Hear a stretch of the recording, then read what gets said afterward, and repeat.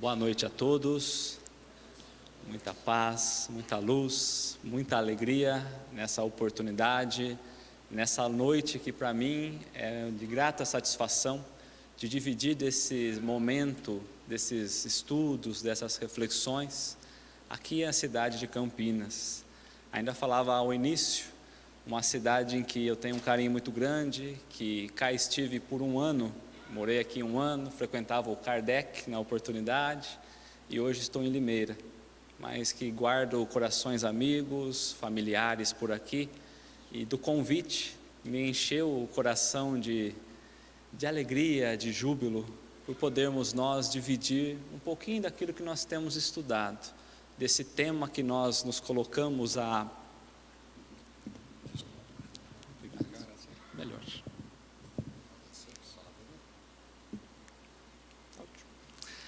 dividir desse tema que nós temos nos colocado a estudar sobre a imortalidade da alma. Porque por vezes na própria doutrina espírita nós vamos sentindo uma alegria na própria caminhada, nas descobertas que nós vamos tendo, nos ensinamentos que nós vamos adquirindo, e percebemos que a doutrina espírita traz como eixo de ensinamento a própria imortalidade da alma. Falamos, replicamos, compartilhamos dessa ideia muito na teoria, mas muito pouco na nossa vivência. Porque quando pensamos na própria imortalidade da alma, na própria palavra imortal, aquilo que não está sujeito ao tempo e nem à própria morte. E a ideia inicial nossa é justamente pensarmos diante da própria vida, da maneira como nós temos conduzido a nossa caminhada, se os nossos atos têm sido atos que de fato estão em consonância com a imortalidade da alma. Porque falarmos que acreditamos em algo é uma coisa, mas crermos e vivermos a essência daquele conhecimento é outra. Porque por vezes a doutrina espírita tanto nos diz e nós vamos absorvendo essa ideia da imortalidade. Mas o instruí-vos, como dito para nós ao início, na prece, nós vamos deixando um pouquinho de lado. Caminhamos mais às vezes pelo próprio amai-vos e o instruí-vos vamos esquecendo da nossa caminhada. Digo isso porque quando falamos da própria morte no túmulo, qual é a ideia que nós trazemos? Da reencarnação, sim, mas da vida futura? Que vida? Quem daqui levantaria a mão na certeza do que encontraria do outro lado? E não nos faltaria exemplos da própria doutrina espírita ou do próprio Cristo, a nos deixarmos muito claro aquilo que encontraremos pós a morte do corpo, a entendermos de fato a própria imortalidade. Por isso a pergunta do Livro dos Espíritos que nos dá a base a iniciarmos a nossa reflexão é a questão 959, aonde Kardec vai perguntar aos espíritos da onde é que surge o sentimento instintivo da vida futura. Da onde surge? Porque todos nós acreditamos numa vida futura, porque não estamos falando da própria reencarnação. Se vamos em uma religião vizinha, lá também ouviremos falar da vida futura. E os espíritos vão dizer, porque antes de nascermos, nós já vivemos no mundo espiritual e trazemos gravado em nós lembranças da nossa vida no mundo espiritual. Por isso, quando pensamos no nada pós a morte, muitos de nós nos amedronta, porque o próprio Kardec vai dizer, uma vez que o nada não existe, é daí que surge o nosso medo. Mas pensaríamos um pouquinho, os conhecimentos que nós temos até hoje, da onde veio? A maioria deles, o entendimento da própria vida, ou o que está estampado, não estamos aqui por acaso, mas se não estamos por acaso, qual o nosso objetivo? Porque é que aqui reencarnamos. Muitas vezes nós vamos olhando para a vida E ao invés de olharmos de fato para a vida, vamos buscando caminhar numa ilusão trazida pelas nossas próprias crenças. Crenças essas que nós trazemos dos nossos pais, mas que nós também compartilhamos com os nossos filhos. Crenças essas que nossos pais trouxeram de seus pais, nossos avós, dos seus outros pais, dos bisavós, que nós não paramos para pensar e conduzimos a vida como sendo aquela verdade, que se nós parássemos para olhar nas vírgulas apresentadas para nós, pelo plano espiritual, a nossa vida ganharia um novo sentido. Não mais por um conhecimento que nós não sabemos de onde vem, mas de um instruir ao próprio Espírito, preparando verdadeiramente para uma vida futura. Não a vida futura imaginária, mas a verdadeira vida futura. Porque a humanidade tem gastado tempo pesquisando o espaço, pesquisando os próprios oceanos, mas pouco tempo tem tido para analisar a própria essência espiritual. Compreendemos o que somos de fato, da onde viemos, para onde retornaremos. Qual será a nossa missão enquanto aqui encarnado? E falamos nesse aspecto da própria imortalidade da alma, porque seguiremos aqui pelos três tríplices aspectos que a doutrina espírita nos convida: pela ciência, pela filosofia e pela religião. Aqueles que pela religião não compreenderem a imortalidade da alma, irão compreender pela filosofia de hoje. Se a filosofia não ainda trazer a compreensão, caminharemos pela ciência. A ciência que estuda e que aprofunda nas coisas verdadeiras da vida, na própria religião que nos liga realmente a Deus, não naquela que nos liberta das convencionalidades do mundo, e pela verdadeira filosofia que Kardec nos convida a estudarmos e a refletirmos verdadeiramente nas coisas reais da vida, e não naquelas que por vezes nos agradam. Quando preparando então a nossa fala, nós buscamos no capítulo 3 do livro Céu e Inferno, com o título Céu, e buscamos como base inicial olharmos um pouco para antigamente, quando a tecnologia ou a própria ciência ainda não tinha avançado, que nós não tínhamos ou não detínhamos os conhecimentos necessários para provar o que hoje já nos parece normal. Quando olhamos aos nossos celulares, anos atrás nem imaginávamos a possibilidade. Quando pensamos numa luz elétrica, anos atrás, nós não tínhamos esse acesso.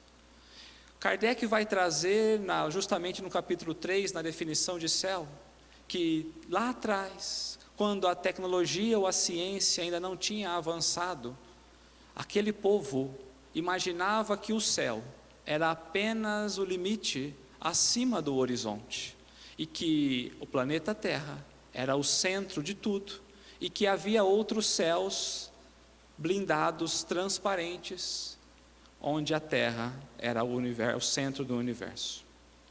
Dizia alguns cientistas que dentro dessas três cápsulas, desses círculos concêntricos, na primeira camada nós encontraríamos o ar que nós respiramos e as nuvens.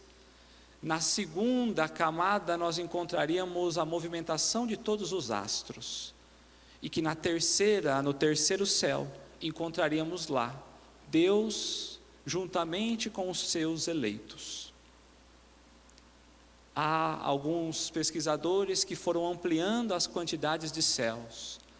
O que maior destaque tem, próprio Ptolomeu, que vai nos alertar sobre a existência de 7 céus, ampliando então as beatitudes divinas, mas limitando a potencialidade da própria alma.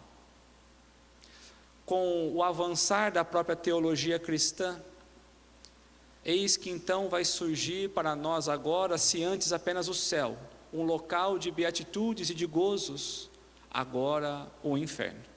Porque estamos nós acostumados sempre a imaginar os opostos. Se o céu, determinado acima, o inferno, seria embaixo. As nossas almas estariam agora, de fato, entre as penas eternas e os gozos eternos. Não teríamos mais esse entendimento da própria imortalidade, pois estaríamos limitados a um local físico, que a própria teologia cristã nos colocou, limitando o entendimento da própria vida universal. Mas ao avançar da ciência, ainda lá atrás, percebemos que a Terra não é o centro do universo, muito pelo contrário, e que se assim o é, precisaríamos então derrubar algumas crenças que trazíamos no passado. Se nós não conseguimos até hoje chegar ao céu que nós imaginávamos, e que o inferno, muito mais distante ainda parece, deveríamos dizer que primeiro eles não existem, porque só poderíamos definir na sua própria existência. Quando lançados então o olhar ao espaço, vamos percebendo que não há condições de nós medirmos o próprio universo, que dirá limitarmos o espaço que nós estaremos depois da nossa morte. É preciso que nós pensemos nisso, porque se naquele tempo nós já tínhamos conhecimento além do que a teologia cristã nos impôs, por que é que a maioria de nós trazemos como base ainda hoje essa crença? Porque quando nós vamos trazer na própria questão 10.012 do Livro dos Espíritos, Kardec vai perguntar aos espíritos que os auxiliaram na própria codificação: o céu e o inferno, eles não existem como nós imaginamos? E os espíritos vão dizer não. Não passam de alegorias que, pelo homem não conseguir tocar, ou ver, ou perceber pelos 5 sentidos, ele busca então materializar as coisas. Assim somos nós. Quando nós não conseguimos ativar pelos 5 sentidos, buscamos logo uma comparação da terra para o espaço.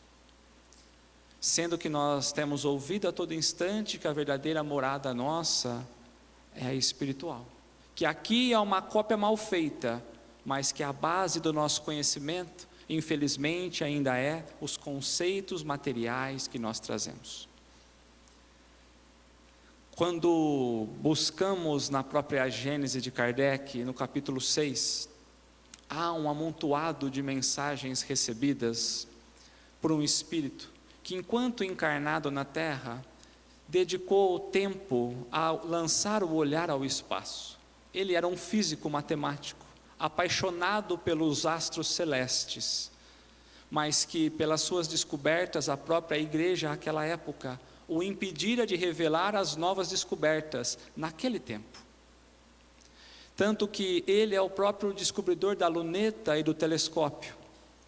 E na Sociedade Parisiense de Estudos Espíritas, em 1862 e 1863, Kardec recebe um amontoado de informações assinado por Galileu Galilei.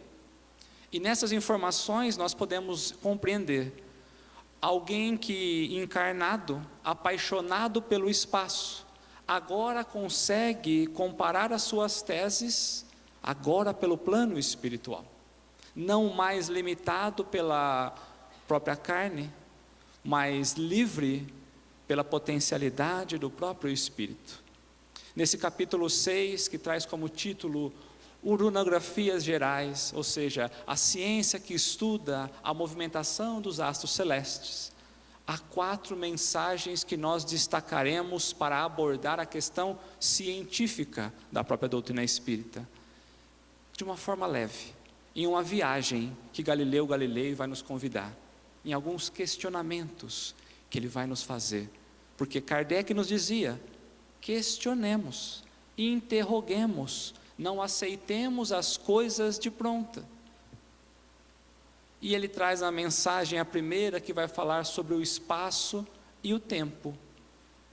E ele nos convida nesse item a pensarmos, a sairmos da onde nós estamos e olharmos a estrela mais próxima aos nossos olhos. E nós imaginarmos nós entrando em um veículo e seguindo ao espaço.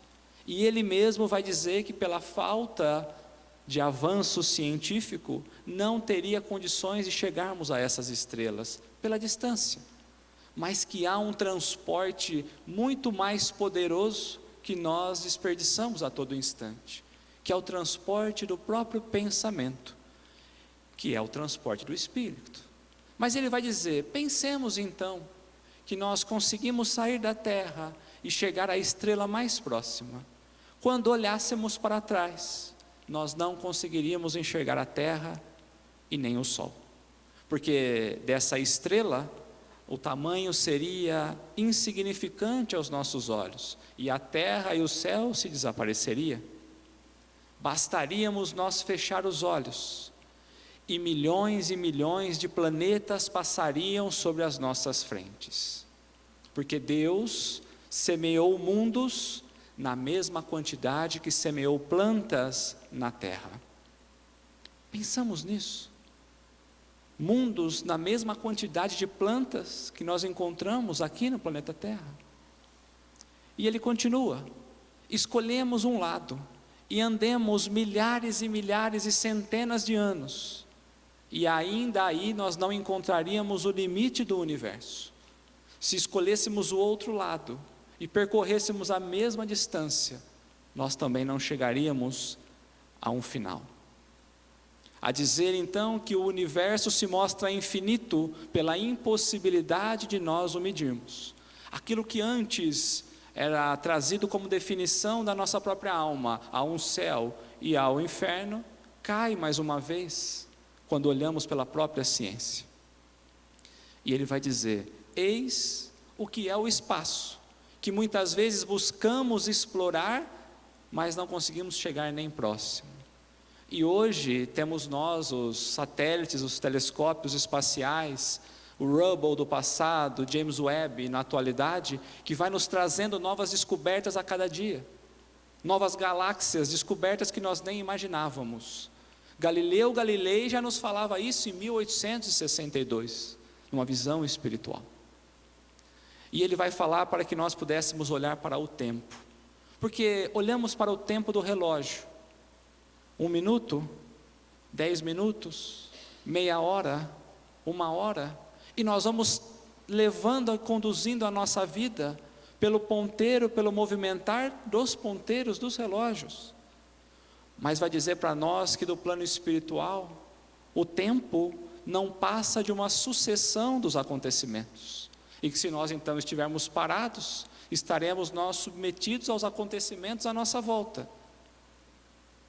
E muitas vezes estamos nós tão focados no tempo, e nós perdemos o entendimento do que de fato é o universo.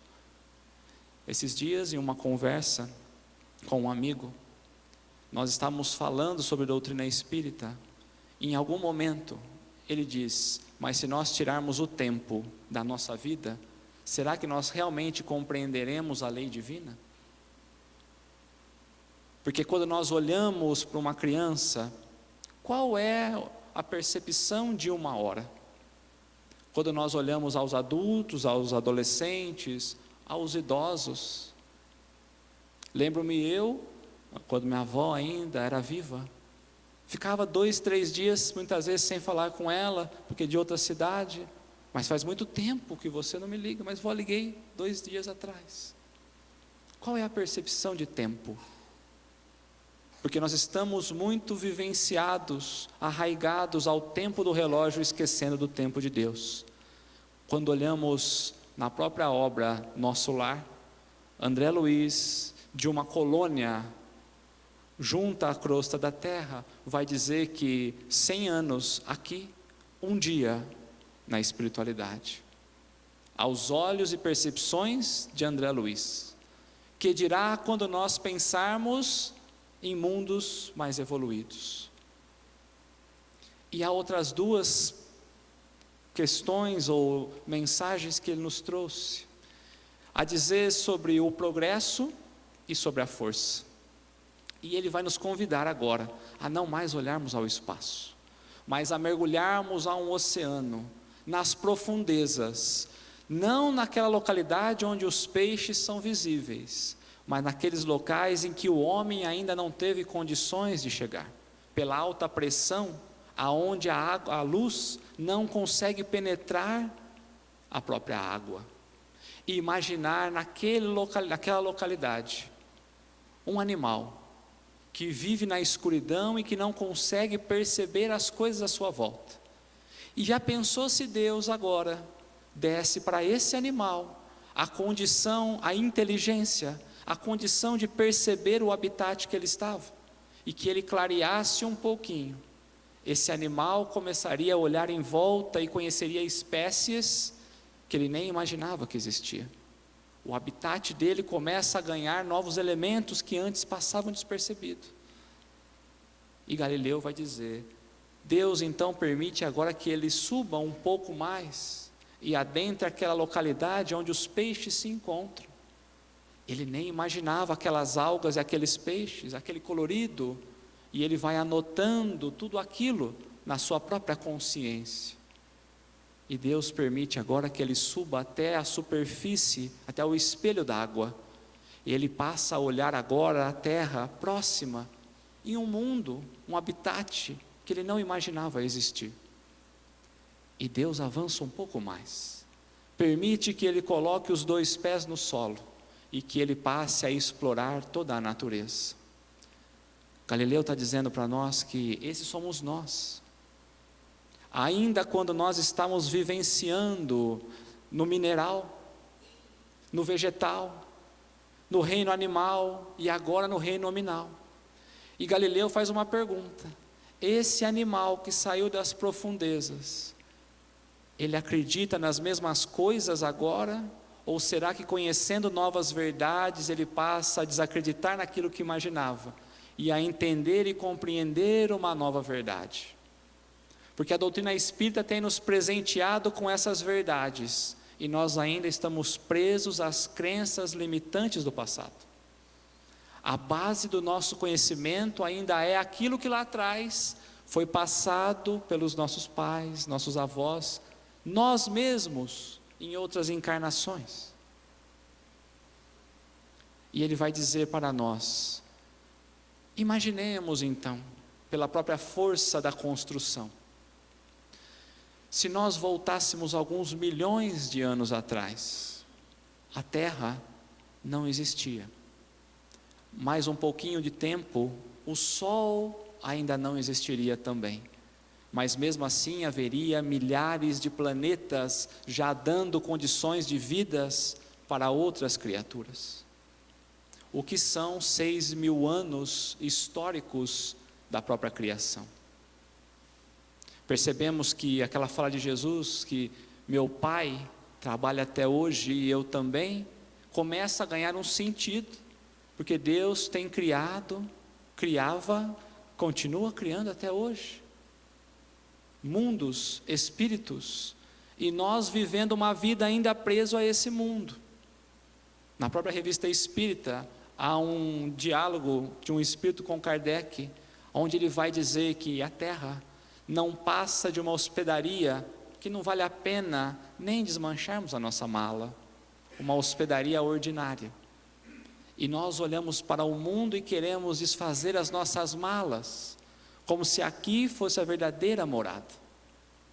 O que nós falamos até aqui é um olhar da ciência espírita, mas poderíamos conduzir agora pela própria religião, a olharmos, se antes Galileu nos guiou em uma viagem, a trazermos a questão 625 do Livro dos Espíritos, que tanto falamos. Jesus modelo e guia.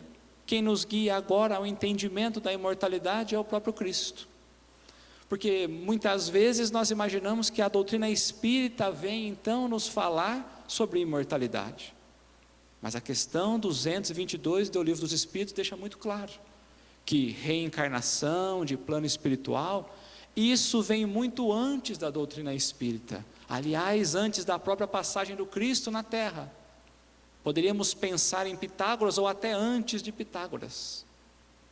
E nós na doutrina espírita nos achando melhores do que os outros, porque já sabemos da imortalidade da alma. Se Jesus é esse modelo, esse guia, Como Ele pode nos guiar? Como nós faríamos a ponte a entender o que Jesus trouxe ligado à própria doutrina? Quando abrimos o Evangelho segundo o Espiritismo, o primeiro capítulo: não vim destruir as leis, nem os profetas, mas segui-lo, dar continuidade, cumpri-lo. Se nós olhamos para a imortalidade, e se Jesus não acreditava nela, por que é que ele falou, vamos seguir aqui, vamos dar cumprimento, vamos mostrar como tem que realizar, vamos mostrar como aplicar? Seria muito mais fácil ele chegar e falar, olha, daqui para frente, coisa nova, deixa para trás o que nós aprendemos até agora. Não vim destruir as leis, mas cumpri-las, porque há uma sequência das coisas. Quando nós olhamos desde Moisés, Moisés vem apresentar um Deus para nós, Jesus vem falar do amor de Deus para cada um de nós, mas cabe à doutrina espírita mostrar essa estrada que nos leva de verdade ao Pai, a chegarmos à perfeição nesse estado que Ele nos convida. E no segundo capítulo do Evangelho segundo o Espiritismo, quando Pilatos vai perguntar a Jesus se Ele era o rei dos judeus, Ele vai dizer que o quê? O meu reino não é desse mundo, já trazendo na sua própria fala que há um mundo espiritual, que muitas vezes pelo ponto de vista material nós temos esquecido, e comparamos tudo a partir da matéria, e o ponto de vista espiritual se faria muito mais ativo e presente no nosso desenvolvimento, se nós estivéssemos não olhando apenas por uma vida na matéria, mas como verdadeiramente aquilo que a doutrina nos traz, como uma experiência passageira para fortalecermos para a vida imortal. Se nós olharmos ao terceiro capítulo, quando os discípulos estavam todos ali amedrontados, porque ele vinha dizendo aos discípulos que ele precisaria passar por tudo que passou, que ele morreria, desencarnaria, e ele vai dizer o quê? Crede em mim, crede em Deus, há muitas moradas na casa do meu Pai, porque se assim não fosse, já teria vos dito, a dizer para nós que há muitos mundos habitáveis, há muitas moradas na casa do Pai, que os mundos são classificados mais evoluídos ou menos evoluídos de acordo com a condição dos espíritos, que há espíritos mais evoluídos e menos evoluídos, mas que todos nós chegaremos a muitas moradas na casa do meu Pai. Quando abrimos o capítulo 4 do Evangelho segundo o Espiritismo, Kardec facilitou a nossa vida, porque ele vem trazendo uma sequência que vai comprovando a imortalidade da alma, porque no capítulo 4, o diálogo de Jesus com Nicodemos, onde ele vai dizer a Nicodemos, ninguém pode adentrar ao reino dos céus se não nascer de novo. Aqui ele começa já trazendo o seu eixo de ensino como sendo a própria reencarnação. E Nicodemos vai falar, como pode alguém velho entrar ou adentrar mais uma vez ao ventre de sua mãe? E aí Jesus vai dizer para ele, se eu tenho te falado das coisas da terra, e você não tem entendido, que dirá quando eu falar das coisas dos céus? Essas coisas de imortalidade da alma é lei natural, são coisas da terra, é a lei divina atuando a todo instante. Que dirá quando nós olharmos verdadeiramente para as coisas dos céus? E poderíamos continuar capítulo adentro, porque os 5 bem-aventurados aflitos, que serão consolados de um futuro, amanhã ou numa vida futura. No plano espiritual, porque o próprio Kardec vai trazer causas anteriores, atuais das aflições, justiça, explicando a própria justiça divina. Percebemos então que a doutrina espírita estaria ali com a responsabilidade de, através da instrução e do consolo, falar sobre a própria imortalidade da alma. Porque Kardec questiona aos espíritos na questão 627, coloca quase tudo a perder. Imagina Kardec, na altura daquelas correspondências espirituais, vai perguntar então aos espíritos, questão 627, Mas se Jesus já falou tudo, já apresentou a lei divina, para que nós vamos ficar olhando as mensagens dos Espíritos? Se não tem nada novo. E aí os Espíritos vão dizer, porque Jesus falava através de parábolas, codificava a sua mensagem para que um momento futuro fosse descodificado, que cabe aos Espíritos, a doutrina espírita, decodificar a mensagem preciosa do Evangelho do Cristo para a vida eterna, para explicar as leis, mas muito mais do que explicar, para aplicá-las, porque muitos não têm compreendido o que Jesus falou, e poucos dos que têm compreendido, ainda menos têm as praticado. Muitos de nós somos esses, temos compreendido, mas não temos praticado. Jesus também disse sobre isso, quando buscamos João, no capítulo 16, que havia muitas verdades que ele não poderia dizer, porque nós ainda não compreenderíamos, mas que haveria um momento em que a verdade nos guiaria por toda a verdade, nos fazendo referência à própria doutrina espírita, a não mais limitarmos o olhar às questões de mundo, mas ampliando a imortalidade. E aí quando chegamos então na própria doutrina espírita, há uma questão que é muito conhecida, mas pouco compreendida. Questão 132. Qual o objetivo da nossa encarnação? Por que nós encarnamos? Como acontece o fenômeno da encarnação?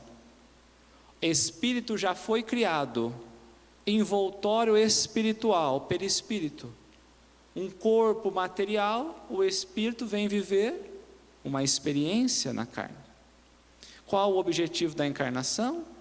Buscarmos então a perfeição, buscarmos cumprir a lei divina. Para alguns, missão, para outros, expiação, mas cabe a cada um de nós vivermos as vicissitudes da vida, a fim de crescermos e fortalecermos o nosso espírito.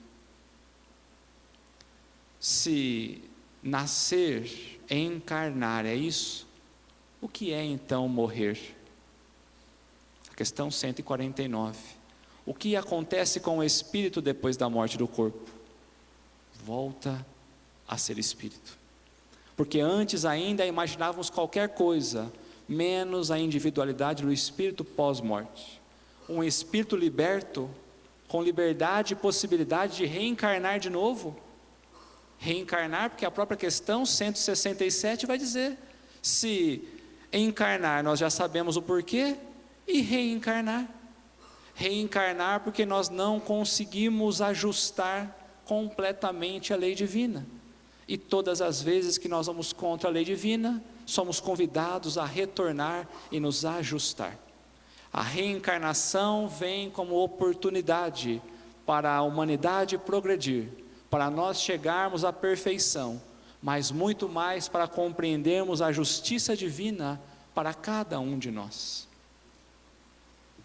3 questões importantes que vai falar sobre o porquê que aqui nós estamos e o que nós devemos fazer, o que nos traz até aqui. Jesus parece que compreenderia que nós não entenderíamos essas mensagens, tanto que naquela época já nos deixou exemplos para hoje fazermos essa ligação. Se nós buscarmos as próprias aparições do Cristo, diversas elas pós a morte, mas em especial as três primeiras.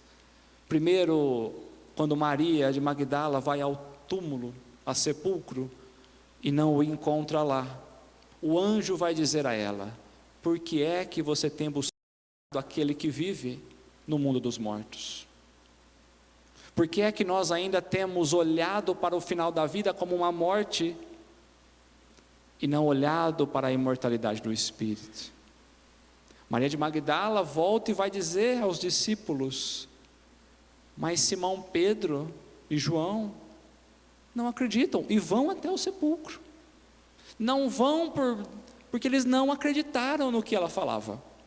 Não, vamos lá só para checar. Não é possível o que Maria de Magdala está falando. Assim somos nós. Não é possível que existe imortalidade da alma. Desenhado um Cristo falando, no terceiro dia eu volto. Um Cristo que fez o que fez. Discípulos que gravitaram em torno dele e da sua lição. E passaram-se 2000 anos e nós estamos nessa condição. Presos ainda aos limites materiais. Ele vai aparecer aos 2 discípulos na própria estrada de Emaús, mas na figura de um peregrino.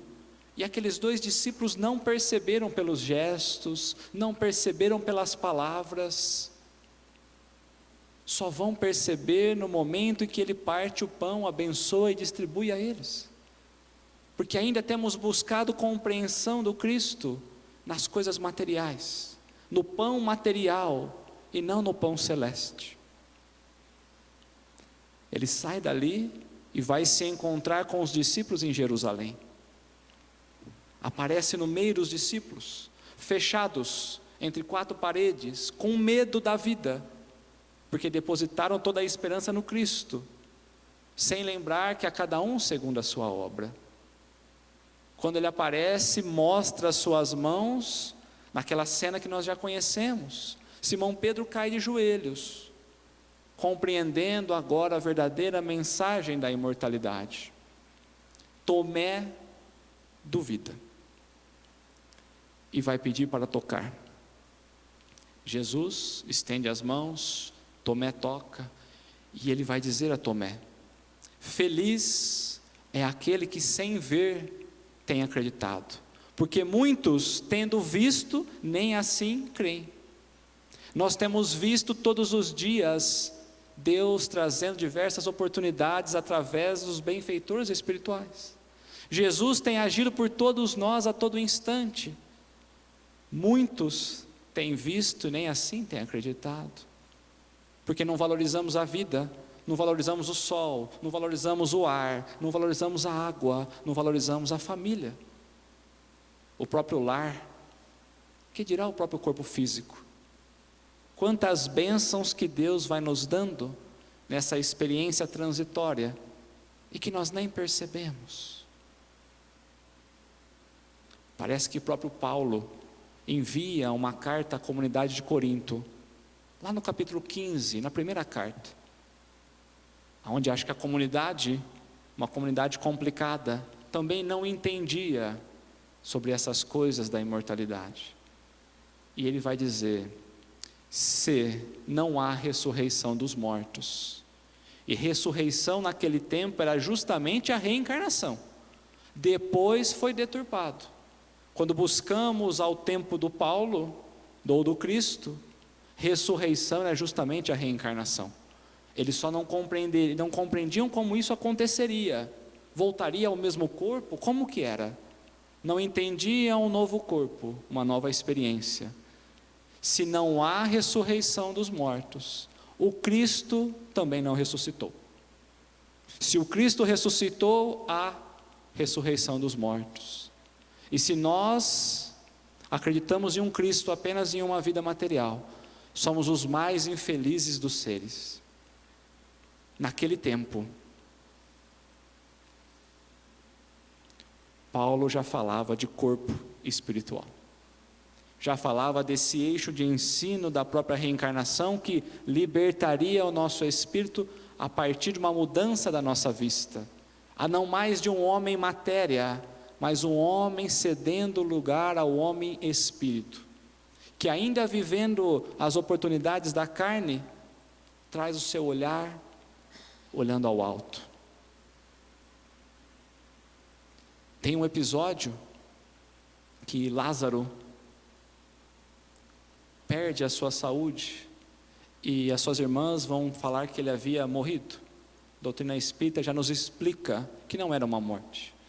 Mas o que nós queremos trazer aqui não é aprofundar no significado, mas no entendimento da ação do Cristo para aqueles. Quando ele chega Paulo está morto pelos olhos do mundo. Jesus restitui a saúde e pede para que Lázaro saia do túmulo. E Lázaro sai. E a próxima questão que Jesus diz é: desenfaixe-o, liberte-o, para que ele viva novas experiências. Assim para nós, cada vez que nós reencarnamos, somos convidados a nos desfazermos dessa paixão, dessas tentações do mundo, nos desenfaixarmos daquilo que impede a nossa caminhada espiritual, para vivermos novas oportunidades, novas visões. Será que Jesus restituiria a vida de Lázaro, para ele viver a mesma vida, a mesma visão, as mesmas limitações? Porque quando nós olhamos para aqueles que o Cristo curou, seja os paralíticos, os cegos, seja quem for, nós não sabemos quando foi que aquele desencarnou. Será que Cristo não curou hoje e no outro dia desencarnou? Será que hoje nós olhamos ao tempo e todos os discípulos também já não desencarnaram? Mas quando nós buscamos os túmulos, todos os túmulos estão vazios. Se as lições do Cristo fossem só para aquela época, nós não teríamos colhido as bênçãos aos dias de hoje. Por isso é preciso compreender de fato como nós espíritas temos olhado para a imortalidade, porque somente um verdadeiro espírita compreende a verdadeira imortalidade. Não é a imortalidade que nós trazemos como crença, mas é a imortalidade pela própria razão. O próprio Kardec coloca estampado no seu túmulo, na lápide: nascer, viver, morrer, renascer ainda e progredir sempre, tal é a lei. A doutrina espírita nos traz isso, e precisamos viver isso.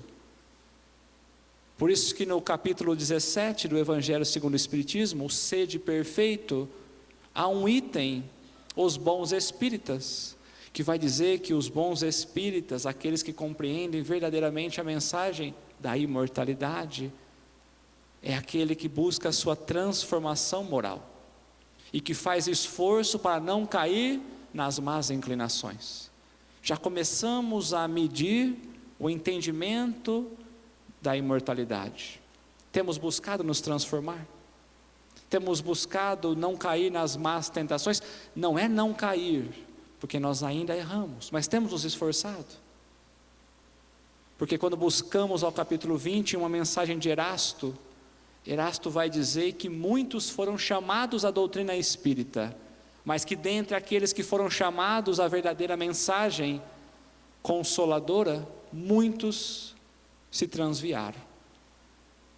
Precisamos olhar para nós, se temos nós nos transviado dessa mensagem que desperta para a vida imortal.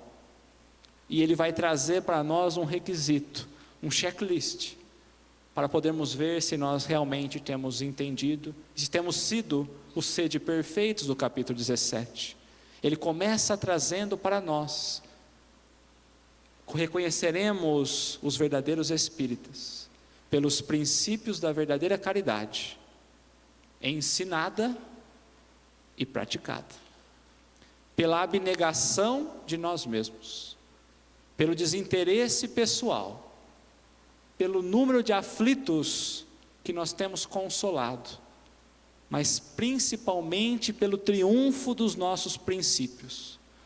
Princípios esses porque dizemos ser cristãos, mas os princípios cristãos muitas vezes deixamos de lado, pelo triunfo dos nossos princípios. Parece-nos que nós vamos ainda escolhendo uma imortalidade diferente, pela visão de mundo material. E finalizamos a nossa fala lembrando de oportunidades que nós fomos a Matão, uma cidade em que muito bem me faz, e que sempre que tenho oportunidade eu vou visitar então o memorial de Caibar Schutel, um espírito que de fato preencheu todos esses requisitos, ainda que errando acertou muito mais, que na sua morte, no desencarne, 5 horas depois, vem dar a primeira comunicação mediúnica, mostrando o desprendimento total da matéria e o entendimento completo da imortalidade. E quando chegamos ao memorial, tem uma frase estampada. Essa frase mexe comigo todas as manhãs.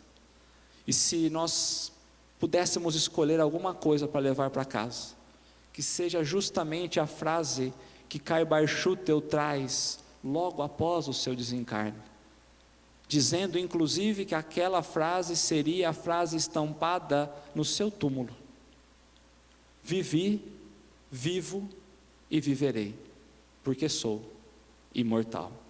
Muito obrigado.